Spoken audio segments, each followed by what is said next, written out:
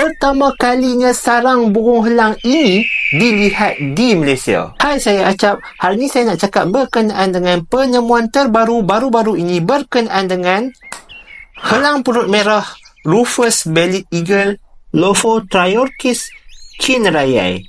Pertama sekali berkenaan dengan burung helang ni, lokaliti dia boleh dikatakan agak luas jugalah, dari India sampailah ke Asia Tenggara termasuk Malaysia. Walaupun jangkaan lokaliti dia yang agak luas, spesies ni merupakan spesies yang langka disebabkan oleh tabiat pembiakan dia masih lagi menjadi persoalan dalam kalangan pengkaji hingga ke hari ini.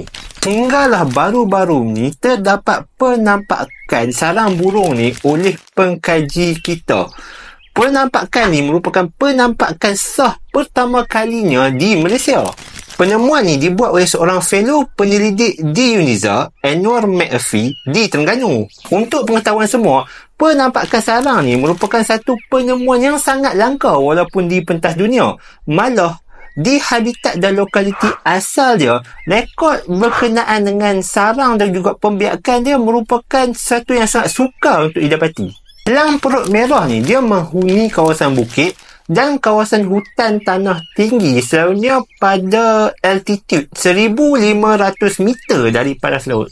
Yang lagi spesialnya, spesies ni dikategorikan sebagai near threatened NT oleh IUCN Red List. Semoga penemuan seperti ini dapat menjadi pembakar semangat untuk kita menjaga hutan kita dan ekosistem yang terdapat di dalamnya.